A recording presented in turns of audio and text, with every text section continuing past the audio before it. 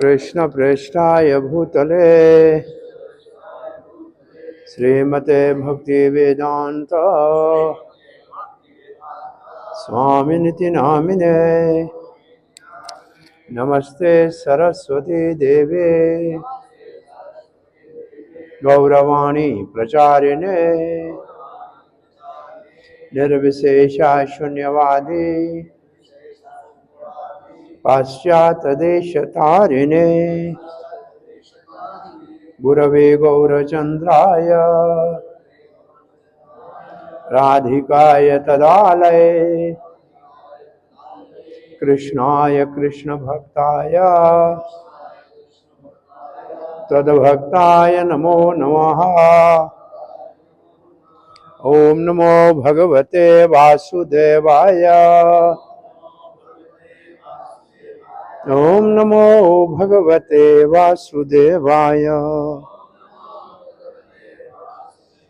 ओम नमो भगवते वासुदेवाय। कृष्णाय वासुदेवाय देवकी नंदनाय च नंदगोपकुमाराय गोविंदाय नमो नमः। तप्त कंचन गौरंगी राधे वृंदावनीश्वरी वृषभानुसुते देवी प्रणमामि हरिप्रियै। जय श्री कृष्ण चैतन्य प्रभो नित्यानंदा श्री अद्वैत गदाधर शिवासादि गौर भक्त वृंदा। हरे कृष्ण कृष्ण कृष्ण हरे हरे हरे राम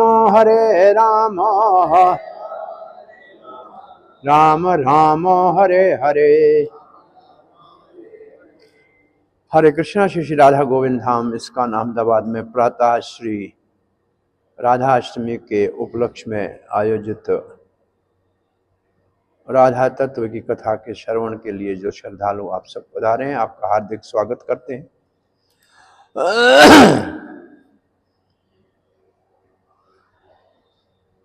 भगवान श्री कृष्ण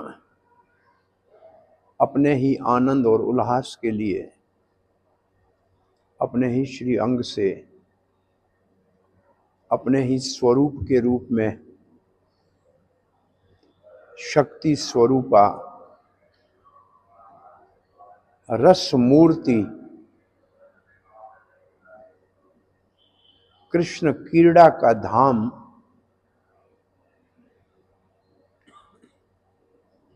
श्री किशोरी राधा का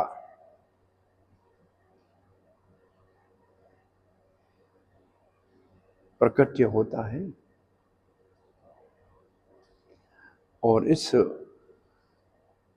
राधा के तत्व के विलक्षण विस्तार को कविराज गोस्वामी की कलम से श्री चैतन्य चरितमृत में रूप गोस्वामी और रघुनाथ दास गोस्वामी के अनुभवों का स्वरूप दामोदर गोस्वामी के लिखी हुई डायरी से जो रहस्य प्रकाशित हुए हैं उनका हम रसास्वादन कर रहे हैं। तो आज हमारा श्लोक हम 97 पढ़ने जा रहे हैं और ये श्लोक इस श्लोक की आपूर्ति करता है और वो श्लोक ये है।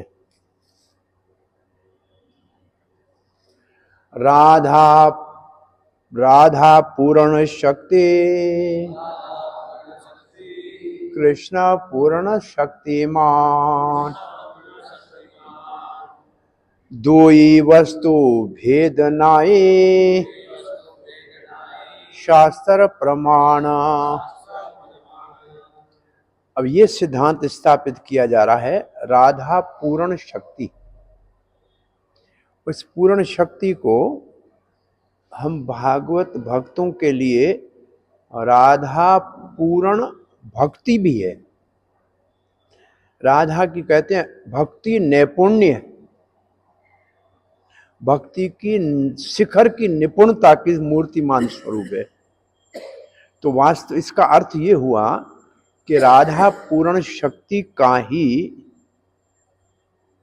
भक्ति महारानी विस्तार है, और उस भक्ति की निपुणता की परिकाष्ठा राधा रानी है।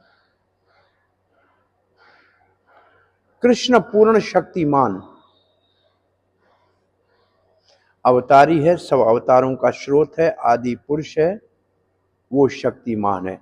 और ये दो शब्दों को जब पढ़ते हैं तो दोनों में कोई अंतर नहीं है, परंतु एक जो शक्तिमान है वो आनंद आस्वादन करने के लिए है, और जो शक्ति है उसको आनंद प्रदान कराने के लिए है। जो शक्तिमान है वो सेव्य भगवान है, और शक्ति जो है वो उसकी सेवा सिखाना और सेवा करने वाला स्वरूप है। तो शक्तिमान की सेवा की जाती है शक्ति के द्वारा। शक्तिमान पूजित होता है शक्ति के माध्यम से, शक्ति के द्वारा। तो राधा पूर्ण शक्ति है और कृष्ण पूर्ण शक्ति। दुई वस्तु भेद नहीं, वस्तु दोनों वस्तु में, इसका मतलब दोनों जो व्यक्ति है, दोनों के व्यक्तित्व में कोई भेद नहीं है। शास्त्र प्रमाण, ये शास्त्रों में प्रमाण मिला है। अब इसका उदाहरण दे रहे हैं, कैसे? जैसे मृग मद तारा गंध यैचे अविच्छेद अग्नि ज्वाला ते यैचे कभू नाही भेद।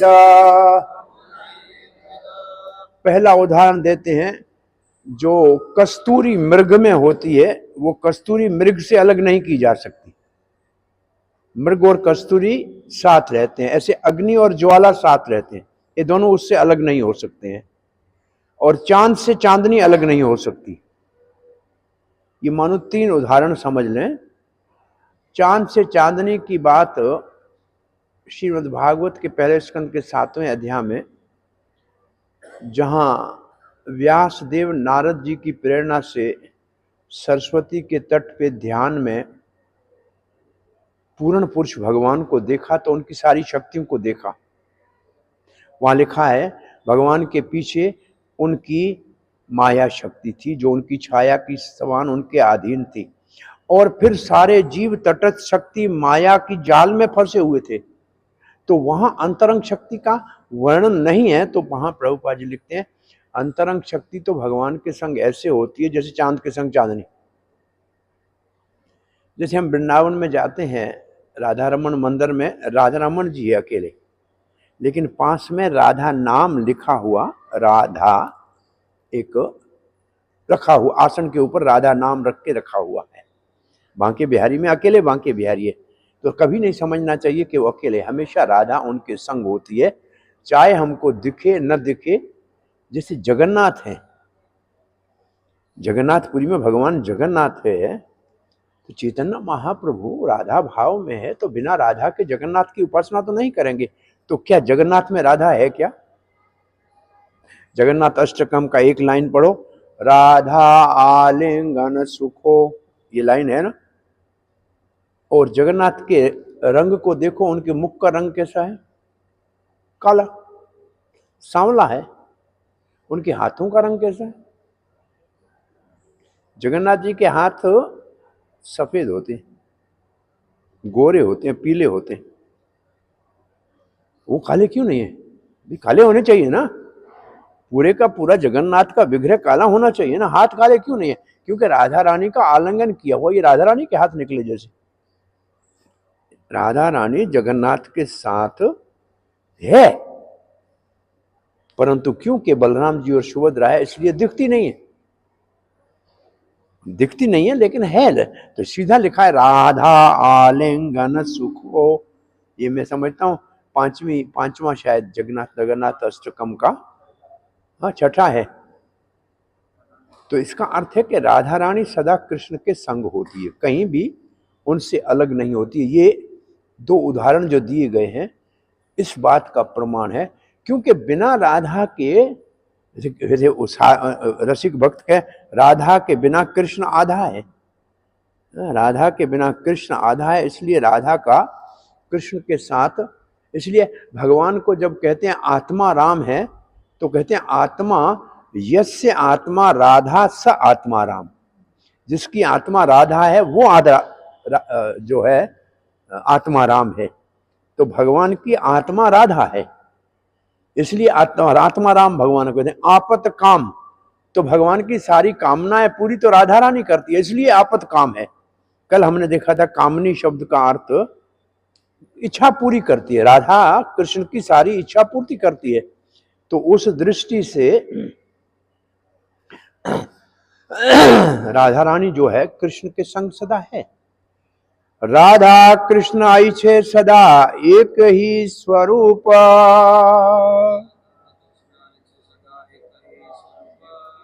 लीला रस आस्वादिते धरे दुई रूप।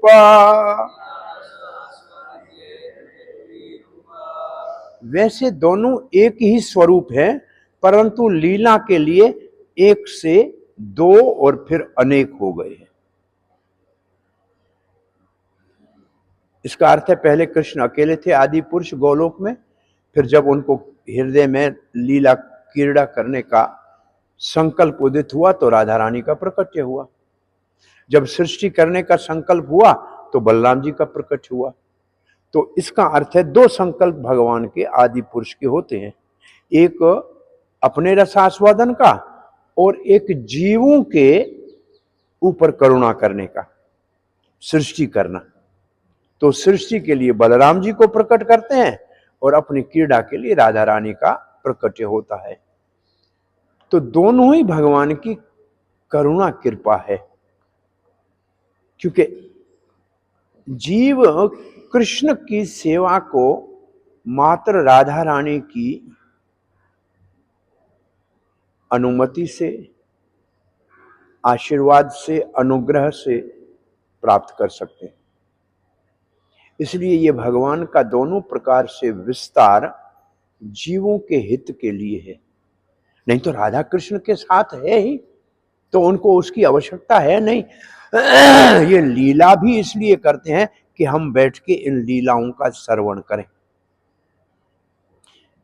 ये भगवत गीता के प्रसिद्ध श्लोक से स्पष्ट होता है, जन्म कर्म च मे दिव्यम एवं यो वेति तत्वतः।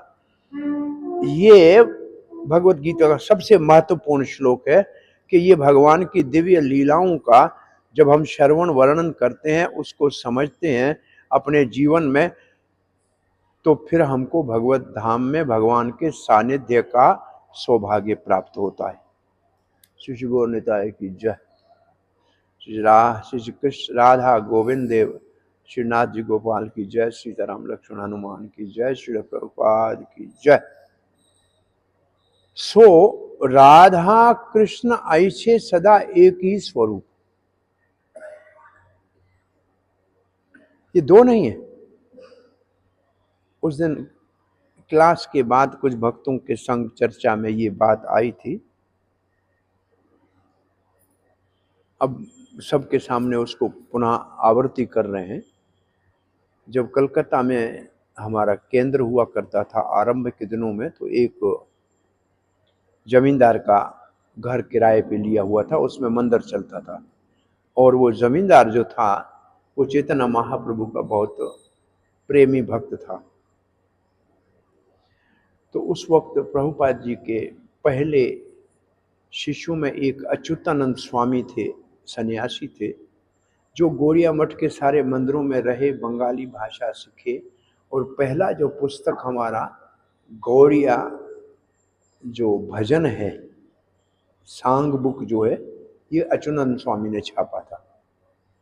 वो उसने सब सीखी थी भाषा, वो बंगाल में रहा था, और वो आरंभिक दिनों में कलकत्ता में मायापुर में रहा, और ये किताब पहला अच्युतानंद स्वामी ने छपा था। उन्होंने फिर एक किताब प्रभुपाद की जीवनी के ऊपर लिखा है, नाम है उस किताब का ब्लेजिंग साधु।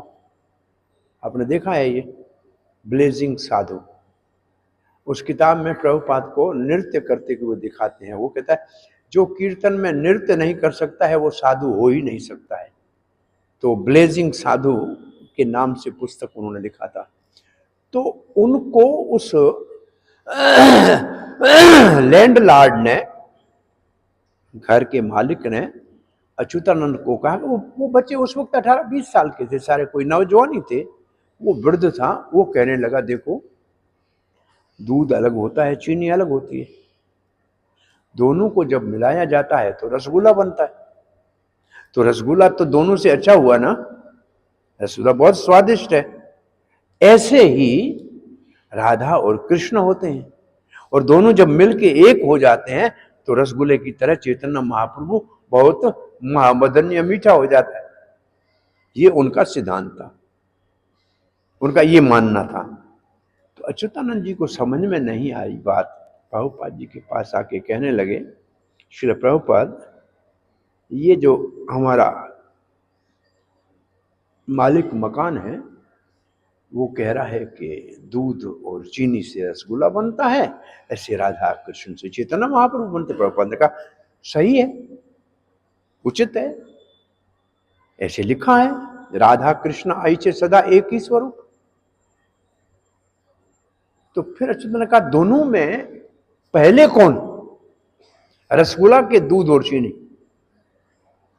तो प्रभुपाद ने कहा निश्चित रूप से पहले रसगुल्ला, और पहले चीनी और दूध था तब रसगुल्ला बना। भाई रसगुल्ले को अलग करके दूध चीनी नहीं बना सकते हो, पहले तो दूध और रसगुल्ला था। बोला ये तो समझ में आया, अब दोनों में से महान कौन है, रसगुल्ला या दूध या चीनी? तो प्रभुपाद गंभीरता से ऐसे चिंतन करते हुए दीवार के ऊपर नजर गई तो देखा एक चित्र में नंद बाबा के चप्पल कृष्ण अपने सर के ऊपर उठा के जा रहे थे। प्रभुपाद ने कहा देखो नंद बाबा बड़े हैं, कृष्ण उनकी चप्पल उठा के जा रहे हैं, तो नंद बाबा बड़े हुए ना। इसको लेके कभी सार्केस्टिकली वो तंज के भाव में प्रभुपाद जी कहा करते थे ये मायावादी भगवान बनना चाहते हैं, बनने दीजिए, हम इनका बाप बन जाएंगे, क्योंकि बाप बड़ा होता है ना, बनने दीजिए भगवान, हम इनके बाप बन जाएंगे। तो इसका मतलब नंद बाबा बड़ा है। फिर प्रभुपाद की नजर एक और चित्र पे पड़ी दीवार पे, जिसमें कृष्ण हाथ जोड़ के राधा रानी के चरणों में प्रार्थना कर रहा था। प्रभुपाद ने देखो राधा रानी बड़ी है, कृष्ण उसकी सेवा कर रहा है। ये दो बात कहने के बाद प्रभुपाद जी बहुत ही स्वाभाविक भाव में आके कहा भक्त भगवान से बड़ा होता है, भक्त भगवान से बड़ा होता है, क्योंकि भक्त भगवान को धरती में लाने का काम कर सकता है। भाई भगवान धरती के ऊपर भक्त के लिए ही तो आते हैं, भक्त के ही पुकारने के ऊपर आते हैं। अद्वैत आचार्य बुलाए हैं तब चैतन्य महाप्रभु आए हैं, ब्रह्मा बुलाए हैं तब कृष्ण आए हैं। तो इसका मतलब भक्त भगवान को बुलाता है तब भगवान आते हैं। और भगवान का ये स्वभाव है, अर्जुन भक्त है उसको ऊपर बिठाया है और स्वयं नीचे सारथी बन के बैठे हैं। तो भगवान अपने भक्तों को अपने से ऊपर का स्थान देते हैं, और इसके करने में भी भगवान छोटे नहीं होते। ये भगवान का स्वभाव है कि वो छोटा बनकर भी छोटे नहीं होते, क्योंकि वो भगवान है, उनको भगवान बनना नहीं है, वो फिर भी भगवान रहते। लेकिन भक्त की महिमा ज्यादा है, मुख्य बात यह है। इसलिए चैतन्य महाप्रभु भक्त के रूप में आए हैं, राधा के भाव में आए हैं। इसलिए कृष्ण और चैतन्य महाप्रभु में अंतर क्या है? तो हम कहते हैं कोई अंतर नहीं है, यही कहते हैं हम। परंतु Krishna plus Radha Rani is equal to Chaitanya Mahaprabhu. Radha और कृष्ण का जुगल स्वरूप है, इसलिए वो परम दयालु है। एक ही जगह पे दोनों हैं। ये रहस्य बहुत बड़ा रहस्य है, और अब ये उद्घाटन हो रहा है।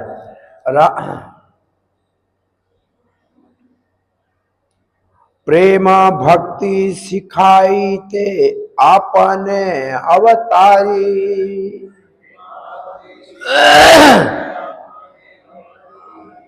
राधा भाव कांति दुई अंगीकार करी,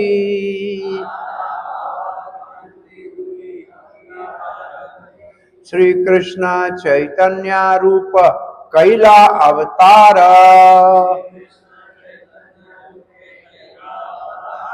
एत पंचम श्लोकेरा अर्थ प्रचार,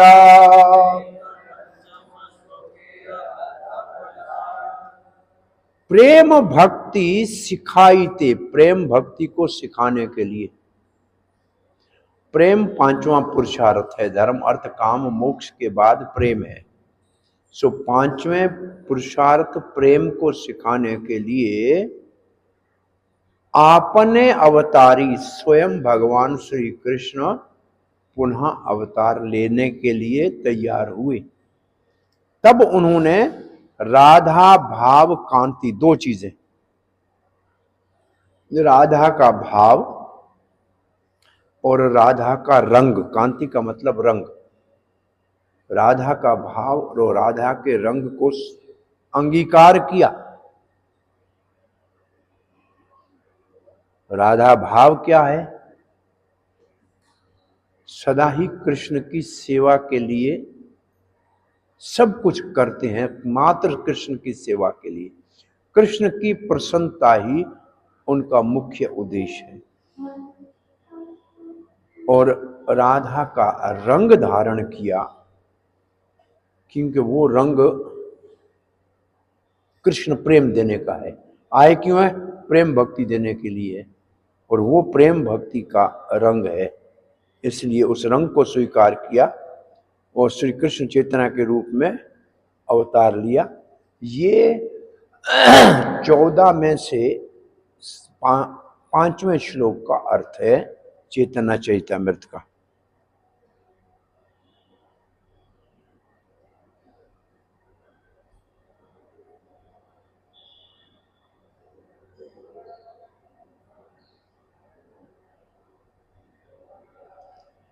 अब यहां हमको 3 चीजें इसमें आगे पढ़नी है। जैसे हम कहते हैं जीव के अंदर 50 गुण होते हैं, वही 50 गुण देवताओं में अधिक मात्रा में होते हैं, परंतु होते 50 ही। उनसे 5 गुण अधिक शंकर में होते हैं, 55 गुण भगवान शिव में होते हैं, जो अन्य देवताओं में नहीं होते। और शंकर जी से भी 5 गुण अधिक भगवान नारायण में होते हैं, वो शंकर में भी नहीं होते। और भगवान नारायण से भी 4 गुण अधिक श्री कृष्ण में होते हैं, जो नारायण में भी नहीं होते हैं। और ये 4 गुण आप सब जानते हैं, क्या है? रूप माधुरी, लीला माधुरी, प्रेम माधुरी और वेणु माधुरी। दूसरी भाषा में चैतन्य महाप्रभु इनको कहते हैं नित्य किशोर, नटवर, गोप वेशधर, वेणुकर। ये स्वयं भगवान श्री कृष्ण की छवि है। परंतु 3 गुण कुछ ऐसे राधा रानी में अधिक हैं जिसका अभाव कृष्ण को होता है, वो नहीं समझ पाते हैं। इसको एक दृष्टि से देखें तो भगवान विष्णु जब वैकुंठ में बैठे थे तो उनके मन में एक संकल्प उदय हुआ कि मुझे थोड़ा सा कुश्ती करना चाहिए, लड़ना चाहिए। तो उस संकल्प शक्ति ने ब्रह्मा जी को प्रेरणा दी कि 4 कुमारों को वैकुंठ भेजे, और 7वें दरवाजे पे जय और विजय ने उनको रोका, और जय और विजय को 3 बार असुर बनने का श्राप मिला। और वो 3 बार भगवान की ये जो इच्छा थी कि मैं लड़ाई करूं, और कोई लड़ने के लिए तैयार नहीं था, इसलिए हिरण्याक्ष को तो वाराहदेव ने उद्धार किया, और हिरण्याकशिपु के लिए भगवान नरसिंह देव प्रकट हुए। नरसिंह देव हिरण्याकश का तो उद्धार किया, लेकिन क्रोध में कोई देवता उनको शांत नहीं कर सका। तो प्रहलाद महाराज को सबने कहा, और प्रहलाद महाराज ने जाके प्रणाम किया, तो भगवान नरसिंह देव ने उनको गोद में बिठाया और चाटने लगे। उस समय नरसिंह देव के मन में एक संकल्प उदय हुआ कि माता पिता को बच्चे को गोद में लेने का बड़ा सुख मिलता है, पर उससे अधिक सुख बच्चे को मिलता है। माता पिता थोड़ी देर गोद में लेके फिर नीचे रख देंगे, लेकिन बच्चा नहीं उतरना चाहता है। तो संकल्प एक नरसिंह देव के हृदय में हुआ कि मैं तो खंभे से पैदा हुआ हूं, मेरा माता पिता होता तो उनकी गोद में बैठकर दुल्हार उनके का आनंद लेता। तो भगवान के इस संकल्प पूरे करने के लिए रामचंद्र के रूप में आए। एक नहीं 3 माताओं का सानिध्य प्राप्त हुआ और इस सुख का आनंद लिया। इस सुख का तो आनंद लिया, परंतु राम जी को जो सखा मिले, पहला निषाद राज गुहा मिला, फिर सुग्रीव मिला, फिर विभीषण मिला। ये सब भगवान के सामने हाथ जोड़े खड़े होते थे, आज्ञा दीजिए। इनके अंदर बड़ा आप और रेवरेंस था, इनके अंदर भगवान के सामने बहुत हीन भाव था। और रामचंद्र के मन में आया, मित्र तो बराबर के भाव वाला होना चाहिए, सम होना चाहिए। तो ये भावना एक रामचंद्र के हृदय में उदित हुई। और मर्यादा पुरुषोत्तम राम जी एक पत्नी व्रतधारी थे। दंडकारण्य के ऋषियों ने उनको कहा कि ऐसे आपसे प्रेम करने का हमको शुभ अवसर कब मिलेगा। तो राम जी ने कहा, भविष्य में मैं कृष्ण के अवतार में आता हूं, तब आप सब लोग गोपियां बन के मुझसे इस प्रेम का प्रसाद प्राप्त करना। वो जो क्षीरचोर गोपीनाथ है रेमुणा में, वो भगवान रामचंद्र ने अपनी तीर की नोक से उस विग्रह को बनाकर सीता को बताया था कि इस रूप में मैं आऊंगा। वो राम जी के तीर की नोक से बना हुआ विग्रह। अब राम जी के अवतार में 2 इच्छाएं रह गई, इनको पूरी करने के लिए कृष्ण का अवतार हुआ। अब उसको सखा तो मिले श्री धामा जैसे, वो कहते तुम्हारे और हमारे में कोई अंतर नहीं है, तुम हराए हो तो मुझे कंधे में चढ़ाओ।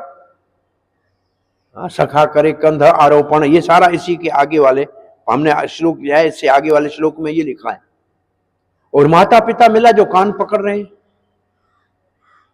गोपीगण मिले जो भर्षण कर रहे हैं। ये भी भगवान को बड़ा अच्छा लगता है। वो कहते हैं जब मेरे भक्त मेरे से गुस्से में जब कुछ कहते हैं, वो मुझे वेद की स्तुति से अच्छा लगता है। वो मुझे बहुत अच्छा लगता है जब भक्त मुझे प्रिय सी करे यदि भर्षण, गुस्से में मेरे ऊपर भड़ास निकालते हैं, मुझे बहुत अच्छा लगता है। भक्त मुझसे नाराज होते हैं तो मुझे बहुत अच्छा लगता है। वो प्रार्थनाओं से मुझे अधिक प्रिय है, क्योंकि मुझे ये चाहिए। भाई मिठाई खा खा के नमकीन खाने का मन करता है ना कुछ, तो ऐसे भी भगवान की ये कामना होती है। ये कुछ बरसाना से ब्रज से भक्त आए थे श्रीनाथ द्वारे में, तो किराया बेचारों के पास आने जाने का था और था नहीं। भूख लगी, बोला प्रसाद, बोला पैसा दो। वहां तो प्रसाद पैसे का मिलता है। कहते हैं गोपाल इतना बड़ा हुआ है, सोने के वस्त्र, तुम्हारा सारा श्रृंगार सोने का, असली हीरे माणक मोती का, साधु को रोटी नहीं है, ननी है, हमको तुम्हारा दर्शन नहीं करना है, हम जा रहे हैं, इससे अच्छे हैं हमारी राधा रानी वहां सबको खिलाती तो है, कोई भूखा साधु नहीं रहता है। ऐसे भगवान को जो है सुना के दो चार चाके एक पेड़ के नीचे बैठ गए। बोला अब क्या है, नहीं खाने को है तो नहीं खाने को है, बस गाय किराया पड़ा है, वापस जाते हैं। तब तक देखा एक पंडित जी पूरी टोकरा सर के ऊपर रखे, कहा अरे कौन हो ब्रजवासी, कौन आए हो? बोला क्या है? बोला प्रसाद। बोला पैसे नहीं है? बोला नहीं, नाथ जी ने भेजा है कि जाके बाबा जी को प्रसाद दे के आओ। बोला इतना प्रसाद दिया, हमने तो खाया, हम ब्रज में भी लाए। तो फिर जाके दर्शन किया। बोला ऐसी आपको हमसे चार बातें सुननी थी तो पहले ही कह दिया हुआ, भूख क्यों मरवा दिया?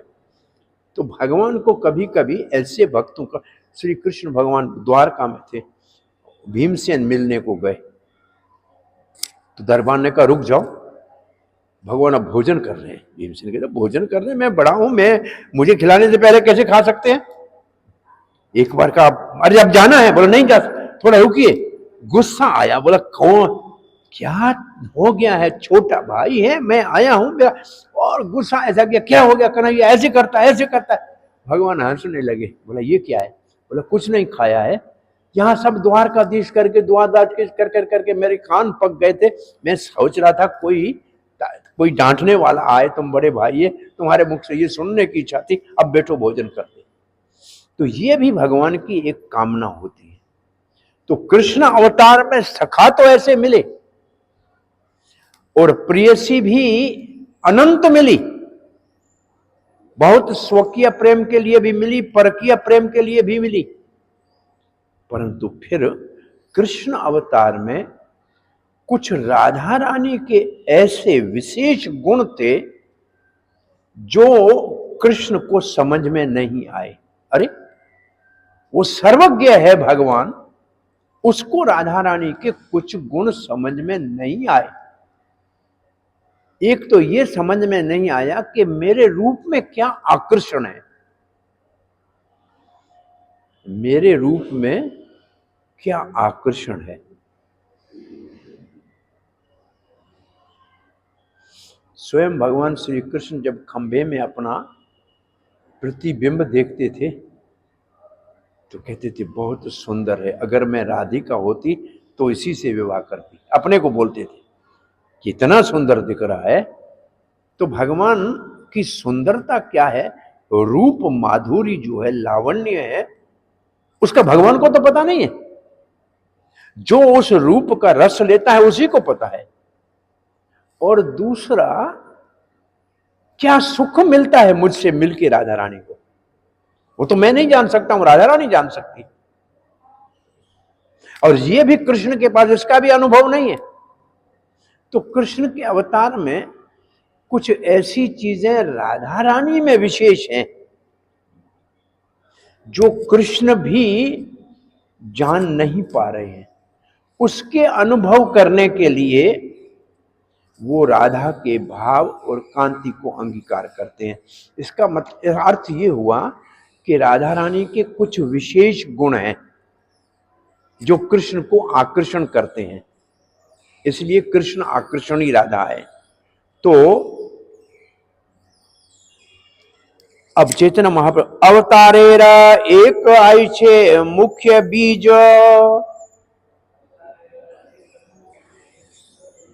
रसिक शेखर कृष्णेरा से कार्य निज। नहीं है क्या? आ गया? अवतारेरा आर एक आई छे मुख्य बीज, चेतना महाप्रभु के अवतार का एक मुख्य बीज है। क्या है? रसिक शेखर कृष्ण से कार्य निज। रसिक शेखर, रस आस्वादन करने के शिखर के ऊपर जो कृष्ण है, उनका एक निज कार्य है। वो निज कार्य क्या है? अति गूढ़ हेतु से त्रिविध प्रकार,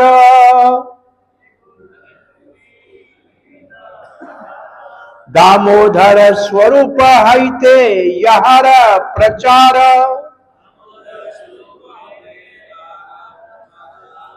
अब अति गूढ़ हेतु है से तीन विध प्रकार, ये तीन चीजें राधा रानी में विशेष है। जो बहुत गंभीर और गूढ़ हैं। और दामोदर, अब दामोदर हमारे हमारे पास जो प्रचलित दामोदर महीने में हम यशोदा मैया और दामोदर को बांध कर दिखाते हैं, तो यशोदा दामोदर तो सब जानते हैं, पर राधा दामोदर भी तो है ना, तो राधा दामोदर कैसे है? एक बार श्री कृष्ण राधा रानी से मिलने का समय दिया था, उस समय नहीं पहुंचे। राधा रानी प्रतीक्षा कर रही थी, कृष्ण के आने में विलंब हो गई। इतनी विलंब हो गई कि जब कृष्ण आए तो राधा रानी बहुत ही उनको मान करके, माननी राधा ने कृष्ण को पेड़ के साथ लताओं से बांध दिया, पेड़ के साथ लताओं से बांध दिया। बोले तुम्हारी यही सजा है, ये तुम्हारा दंड है, तुम इतनी देर मुझे प्रतीक्षा कराई, अब बंधे रहो। कृष्ण ने कहा मां यशोदा ने किसी काम की वजह से मुझे रोक दिया था, इसलिए आने में देर हो गई।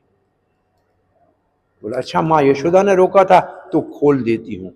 तो ऐसे भगवान श्री कृष्ण को राधा रानी ने पेड़ के साथ, पेड़ की लताओं से बांधा था, इसलिए राधा ने भी कृष्ण को बांधा था, यशोदा ने भी प्रेम से बांधा था, वो वात्सल्य प्रेम से बांधा था, और राधा रानी ने मधुर्य प्रेम से बांधा था। इसलिए दामोदर स्वरूप हईते यहां प्रचार, इसका मतलब ये तीन गुणों के कारण भगवान को दामोदर के नाम से,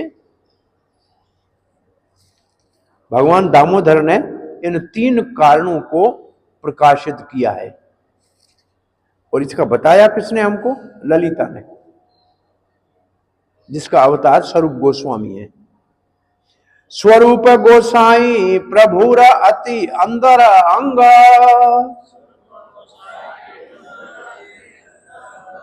तहाते जाने ना प्रभुर ए सब प्रसंग। स्वरूप दामोदर जो ललिता का भाव है, उस ललिता का ही अवतार है। उन्होंने चैतन्य महाप्रभु के इन भावों को प्रकाशित किया है, इस प्रसंग को प्रकाशित किया है।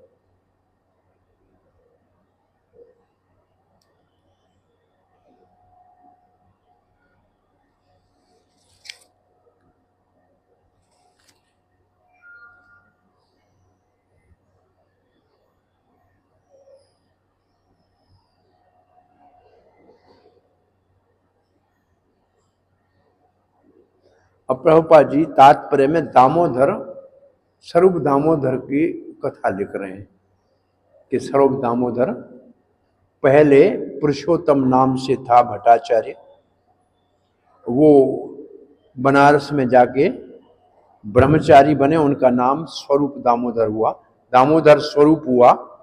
फिर वो बनारस को छोड़ के सन्यास नीलाचल में आए, जगन्नाथपुरी में आए, भगवान श्री चैतन्य महाप्रभु जहाँ रहते थे, और भगवान चैतन्य महाप्रभु से मिले और उन्हीं की सेवा में लग गए। भगवान चैतन्य महाप्रभु वे सचिव बने और उनके संग सदा रहे।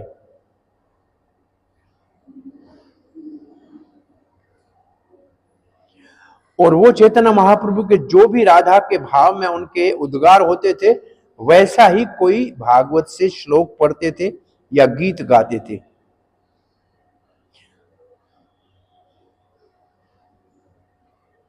चैतन्य महाप्रभु के अंतरंग कारणों को स्वरूप दामोदर जानते थे।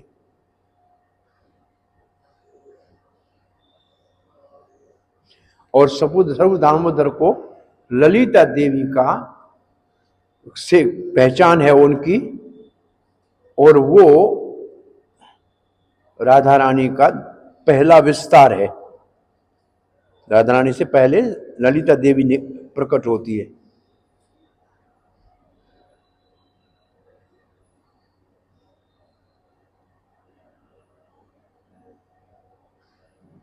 लेकिन फिर स्वरूप दामोदर के लिए विशाखा देवी जो गोलोक में भगवान की सेवा करती है, ऐसा भी कवि कर्णपुर ने लिखा है।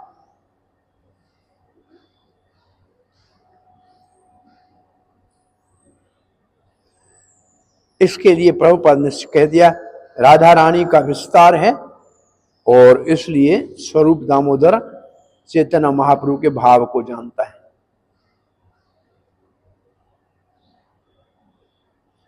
राधिकार भाव मूर्ति प्रभुर अंतरा,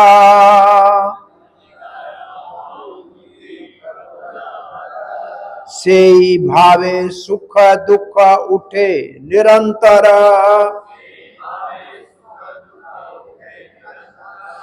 चैतन्य महाप्रभु के अंदर में राधा भाव की मूर्ति है। राधिकार भाव मूर्ति प्रभुर अंतर, और जब भी कृष्ण के मिलन का भाव आए तो बड़ा सुख मिले, और कृष्ण के विरह में बहुत दुख का अनुभव चैतन्य महाप्रभु करे। प्राय राधा रानी कृष्ण के विरह में रोदन करती थे, चैतन्य महाप्रभु रोदन करते थे। इसलिए परम पूज्य गौर गोविंद स्वामी महाराज कहते हैं कि चैतन्य महाप्रभु ने करंदन का कॉलेज खोला है। करंदन का कॉलेज का मतलब श्री कृष्ण के लिए रोने का कॉलेज खोला है। जब तक आंखों से आंसू नहीं बहेंगे तब तक श्री कृष्ण की प्राप्ति के लिए योग्यता नहीं आएगी। हम जो कीर्तन करते हैं ना, इसकी सिद्धि कौन सी है? कीर्तन की सिद्धि है नयनम गलदश्रुधारया वदनम गदगद रुदया गिरा पुलकैर निचितम वपु कदा तव नाम ग्रहणे भविष्यति। श्री कृष्ण का नाम लें, आंखों से अश्रु की धारा बहें, गला रुंध जाए, शरीर में रोमांच हो जाए, तो समझना चाहिए कि कीर्तन की सिद्धि प्राप्त हो गई। ये कीर्तन की सिद्धि है। और यहां एक बात फिर कहना बहुत आवश्यक लग रहा है। भक्तिसिद्धांत सरस्वती गोस्वामी महाराज से पूछा गया कि जप और कीर्तन दोनों में से ज्यादा शक्तिशाली साधन कौन सा है? तो कहा कीर्तन। चैतन्य महाप्रभु संकीर्तन आंदोलन का स्थापना करने के लिए आए थे। तो जो मुख्य जप हमारा साधन है, और कीर्तन से चैतन्य महाप्रभु की पूजा होती है। इसलिए कम से कम 2 घंटा कीर्तन माया से मुक्त भक्तों को रखने के लिए अनिवार्य है और आवश्यक है। यहाँ भक्त कीर्तन करने जाते हैं संडे को, और वहाँ हमने एक बार कदनाथ प्रभु का भाई भगवान के विग्रह गौर निताय के लेके कीर्तन करने का छोटा सा रथ बना के, एक फोल्डेबल रथ हो जाता है, गाड़ी में आ जाता है, उसको रोज कभी कहीं कभी कहीं। कीर्तन ही, संकीर्तन ही शक्तिशाली साधन है। प्रभुपाद जी कहा था, पिट्सबर्ग एयरपोर्ट से जा रहे थे न्यू वृंदावन, जो उनको लेने भक्त आए थे उनको कहा हमने कृष्ण भावना का प्रचार 2 चीजों से किया है, एक मधुर कीर्तन किया और एक प्रसाद वितरण किया। ये 2 बड़े शक्तिशाली साधन है कृष्ण भावना के प्रचार के लिए। तो कीर्तन को ज्यादा महत्व देना चाहिए। प्रचार की सफलता, प्रभुपाद जी कहते हैं हमारा प्रोग्राम सफल हुआ, उसका प्रमाण क्या है, क्राइटेरिया क्या है?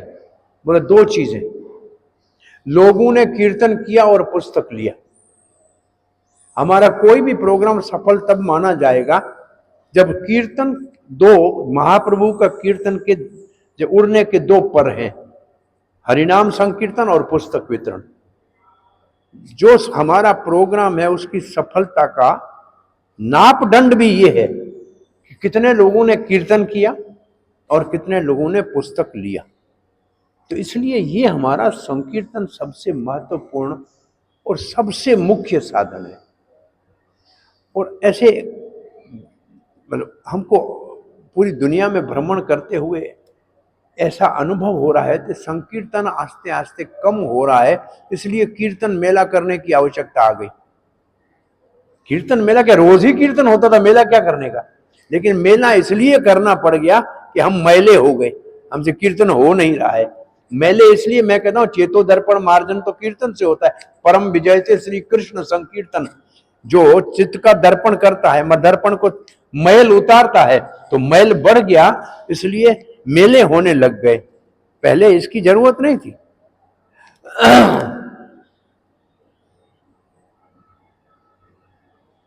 जो प्रभुपाद जी के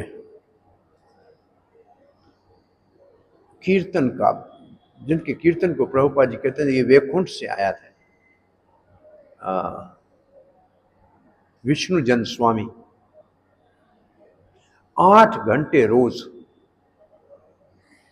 मृदंग बजा के कीर्तन करते थे। एक आदमी रास्ते से जा रहा था, बोला कुछ काम नहीं करते हो, ऐसे ही मुफ्त में बैठे हो? तो उन्होंने हाथ खोल के दिखाया, मृदंग बजाते, इधर सब गांठें हो गई थी। बोला हम कोई काम नहीं करते हैं, बड़े से बड़ी मजदूरी करते हैं, उनके हाथ में भी इतनी गांठें नहीं होती, यहाँ चवानियां बांधी होती थी मृदंग बजाने के लिए। 8 घंटे रोज का कीर्तन का उनका नेम था। आपने कभी पढ़ा है ये? विष्णुजन स्वामी 1-2 भक्तों को साथ लेकर प्रयागराज से एक नाव किराए पे ली और गंगा के माध्यम से उन्होंने कहा कि मैं मायापुर जाऊंगा और हर रात जो गांव जहां गाड़ियां नहीं पहुंचती हैं उन गांवों में कीर्तन करूंगा। और उन्होंने ऐसा किया। और एक हिंदी भाषा समझने वाला हरिदास बड़ा था, उसको साथ लिया, जो ITV का काम करते हैं। वो हर गांव में जाते थे, कीर्तन करते थे। और जो ये मुरमुरा है इसको गुड़ में उधर बना के, इसके लड्डू बना के वो प्रसाद बांटते थे, क्योंकि हल्का है, उठाना आसान था, बनाना आसान था। वो ये नहीं देखते थे गांव में कौन है, कीर्तन गांव पूरे में करना है, फिर एक जगह इकट्ठे करना और कीर्तन कराना है, थोड़ा सा प्रवचन और मालाएं देनी। और उन हजारों मालाएं गांव में ऐसे दी थी। एक गांव में गए, उन्होंने कीर्तन किया, कोई नहीं आया। प्रसाद जब बनाया तो बच्चे आए, कोई बड़ा नहीं आया। तो पूछा उनसे ये आ क्यों नहीं? बोले ये सारे का सारा मुसलमान गांव है, वो कोई भी गांव है वो तो कीर्तन करना ही है। और ये एक बात ध्यान में रखिए कि आप जब रोड पे कीर्तन करते हुए जाते हैं तो नाम हरे कृष्णा उनके कान में भी जाता है जो दूसरे किसी मजहब को मानने वाले हैं, उनके कान में भी तो जाएगा ना। आप सीधा तो नहीं कह सकते, कीर्तन तो उनके कान में भी जाएगा। इसलिए ये सबसे शक्तिशाली साधन कि जिनको आप सीधा प्रचार नहीं कर सकते हैं, उनका कल्याण ऐसे अप्रत्यक्ष रूप में, इनडायरेक्टली नाम सुनने से हो जाएगा। इसलिए संकीर्तन सदा करना चाहिए। और भारत में नहीं करेंगे तो और कहां करेंगे ये काम? ये प्रचार उन सब लोगों तक पहुंचाना चाहिए जो बेचारे कहा जाए कि जिनका दुर्भाग्य है, उनका सौभाग्य संकीर्तन के माध्यम से करना चाहिए। इसका अर्थ यह है कि चैतन्य महाप्रभु का ये संकीर्तन आंदोलन बहुत शक्तिशाली साधन है। इसकी महत्ता की बहुत जरूरत है इसकी। अब यहां थोड़ा राधा भाव के लिए प्रभुपाद जी ने लिखा है, इसका आनंद लीजिए। चैतन्य महाप्रभु का हृदय राधा रानी के भावों से परिपूर्ण था। स्वरूप दामोदर ने राधा भाव मूर्ति लिखा है।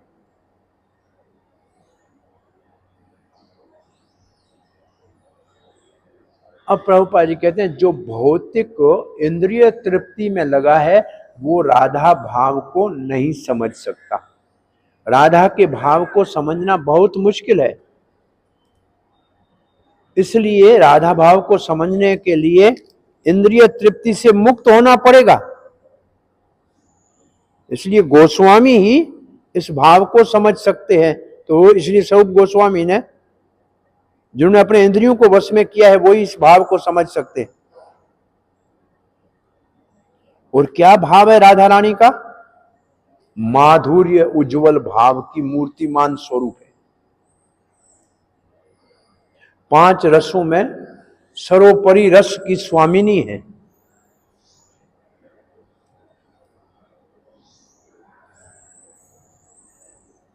अब कहते हैं इन बातों को 2 स्तर के ऊपर समझा जा सकता है।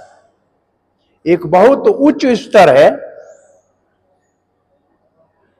बहुत ऊपर का है, सुपर एलिवेटेड है।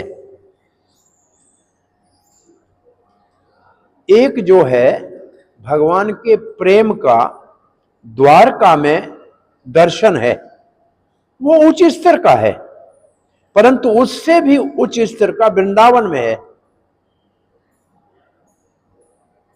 और चैतन्य महाप्रभु का जो भाव था वो वृंदावन का भाव था।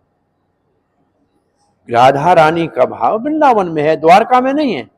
द्वारका का भाव भी बहुत ऊपर है। तो ये भाषा जो लिख रहे हैं, ये आप इस भाषा को समझ सकते हैं प्रभुपाद जी की। प्रभुपाद का लिखना, द्वारका में स्वकीय भाव है और वृंदावन में परकीय भाव है। तो परकीय भाव सुपर एलिवेटेड है।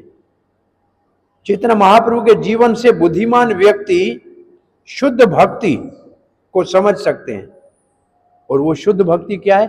सदा कृष्ण के विरह की अनुभूति करना। तो राधा भाव है कृष्ण के विरह की अनुभूति। 100 साल तक श्री कृष्ण वृंदावन से मथुरा और मथुरा से द्वारका चले गए और गोपियों से और राधा रानी के साथ 100 साल का विरह था। फिर भी उन्हीं हर समय कृष्ण उनको दिखता था। कभी कृष्ण से अभाव अनुभव नहीं करते थे। कितना अंतरंग प्रेम था, कितनी प्रेम की ऊंचाई थी। विरह का प्रेम, विप्रलंबा भाव के प्रेम को गौड़िया वैष्णव में बहुत प्रधानता दी गई है। इसलिए वास्तव में देखा जाए कि हम कृष्ण के लिए कितनी तड़प है हमारे हृदय में। है किसी के हृदय में कृष्ण के लिए तड़प, कृष्ण को दर्शन की तड़प, कृष्ण की सेवा की तड़प, कृष्ण के नाम सुमरण की तड़प, कृष्ण के प्रचार की तड़प है? आपको लगता है ऐसे हमारे अंदर ईगरनेस है, कोई बहुत बड़ा उत्साह है? कृष्ण नहीं है लेकिन कृष्ण की सेवा करने का उत्साह है।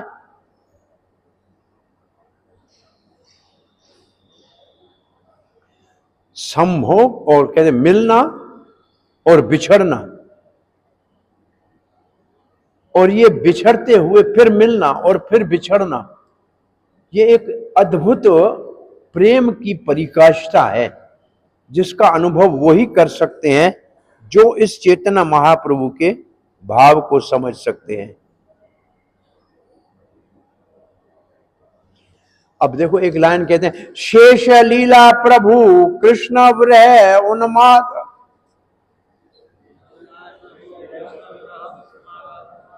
ब्रह्ममय चेष्टा आर प्रलापमय वाद।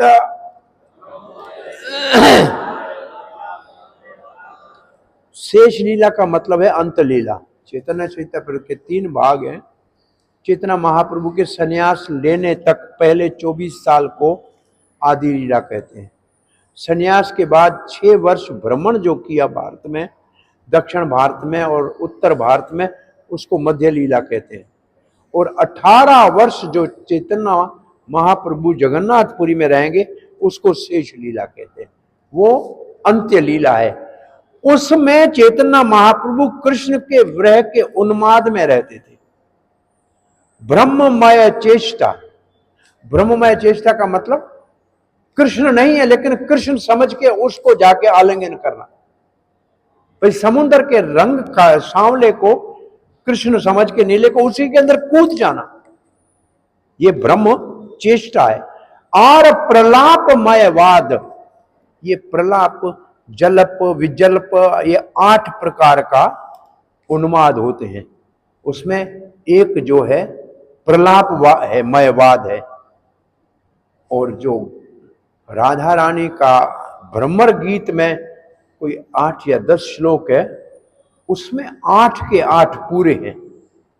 जल्प, विजल्प, प्रजल्प, ये बहुत सारे हैं। ये टेक्निकल हैं, इनको कभी अलग शिक्षा की दृष्टि से पढ़ना चाहिए।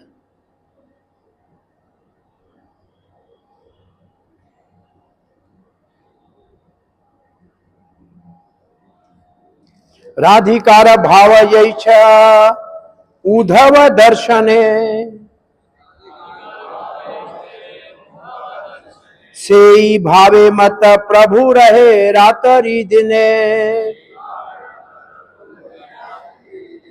अब उद्धव बृहस्पति का शिष्य था, ज्ञान में तो प्रवीण था, लेकिन प्रेम से कोरा था। तो भगवान ने चाहा कि इसके जीवन में प्रेम का कुछ रस भरना चाहिए। अपना संदेश वाहक बन के चिट्ठी लिखकर वृंदावन भेजा। नंद बाबा यशोदा गोपों को तो पर संतुष्ट किया, लेकिन गोपियों ने जब घेर लिया तो उन्होंने कृष्ण की चिट्ठी उनको दी। उस समय जो राधा रानी का और गोपियों का उन्माद था, विशेष रूप से राधा रानी ने जो भ्रमर गीत गाया है, उस गीत के भावों में दिन रात चैतन्य महाप्रभु उन्माद में रहते थे। तो इसका मतलब है राधा तत्व, जो राधा अष्टमी आ रही है, वो राधा रानी के भाव जो उद्धव के संदेश के समय प्रकट किए थे राधा रानी ने, वो राधा भाव की परिकाष्ठा है, विप्रलंब भाव की का शिखर है। और उस शिखर को चैतन्य महाप्रभु की लीला से थोड़ा समझना संभव है। राधा रानी की लीला से समझना इतना सरल नहीं है। इसलिए इस भाव में हर समय चैतन्य महाप्रभु उन्मत्त रहते थे। कौन से? जैसे उद्धव ने भ्रमर गीत के समय राधा रानी के भावों को देखा था।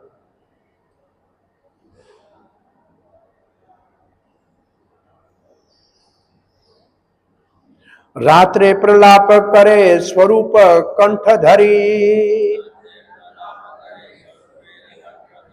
आवेशे आपना भाव कहे उदगड़ी। अब अपनी सखी ललिता या विशाखा के गले में हाथ डाल के जैसे राधा रानी विलाप करती थी, कब कृष्ण मिलेंगे, कहाँ कृष्ण है। ये कथा भी मेरे समझ में राधा रानी से कृष्ण का मिलन 100 साल के बाद कैसे हुआ, ये कथा भी करनी चाहिए। रात के समय चैतन्य महाप्रभु बिल्कुल उन्माद में स्वरूप दामोदर के गले में बाहें डाल देते थे और उनके हृदय में जो भाव और उद्गार उत्पन्न होते थे वो उनको सुनाते थे।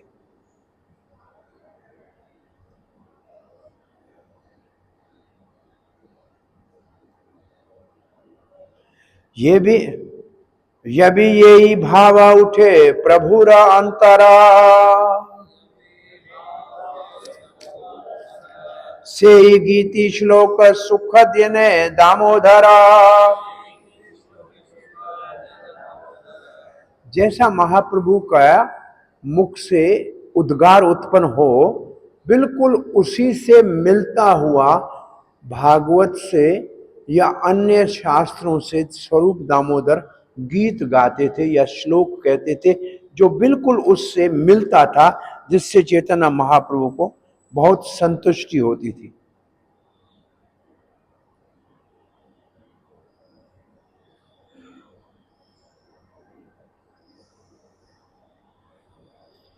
इसका मतलब है, इसका आगे विस्तार से वर्णन करेंगे। आज का समय पूरा होता है।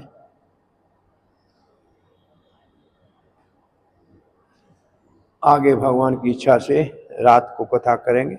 अब किसी कोई प्रश्न जिज्ञासा है तो पूछ सकते हैं। हरे कृष्ण। तो आज हमने विशेष रूप से क्या पढ़ा?